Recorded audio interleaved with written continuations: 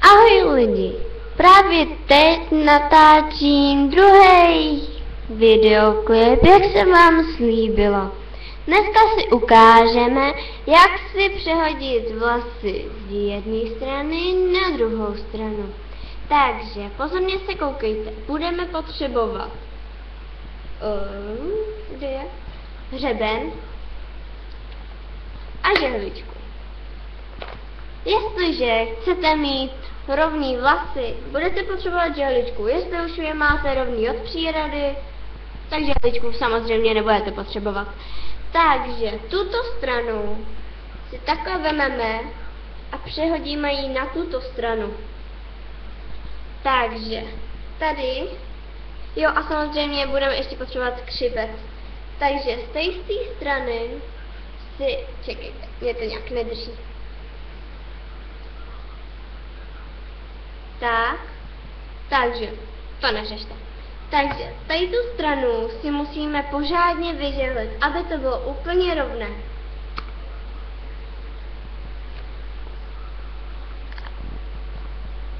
Tak. To bychom asi měli. Nějaký rychlý. Takže, tady to si taky musíme trošku vyžehlit, aby to mělo nějaký styl. Tak. Takže, teďka se vrhneme na toto. Takže, odskřipcujeme si to. Ale ne, na této stranu nám to nesmí spadnout. Takže, to je jedno. Takže, tuto stranu si klidně můžeme takhle nechat. Tady tu si musíme řádně vyžehlit. Tak. Takhle. Teďka, tady to si vyžehlíme a hnedka po žehlení si to musíme předat na tady tu stranu, aby to tam vůbec drželo. Tak. Rovnou to přežehlíme i na této straně. Tak.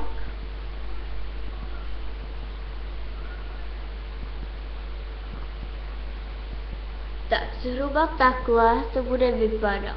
Akorát bychom to potřebovali udělat. Tak.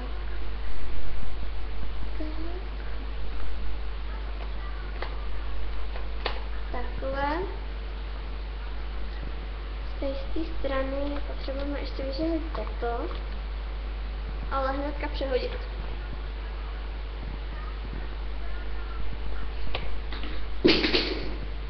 Zase mi to tady celý padá, ty vado. Takže, zhruba takhle to má vypadat. Rovný, no rovný. Já to nemám zrovna úplně super rovný, takže já mám samozřejmě kudrnatý vlasy, takže mě to rovnější ani už nejde udělat, než to mám takhle.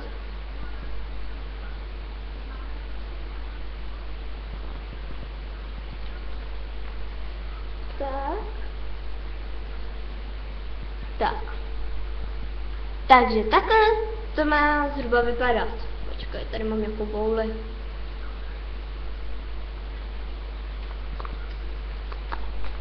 Tak. Přehodíme na tuto stranu. Tak. Moc mi to nesluší, ale to nevadí. Za pokus to stálo. Vždycky jsem to chtěla nějak zkusit. No, možná. Trošku mi to sluší, to si musím přiznat. Takže, to by byl asi konec, přátelé. Pokračování mých seriálů bude příště. Děkuji, že jste se koukali. Zatím, nashledanou.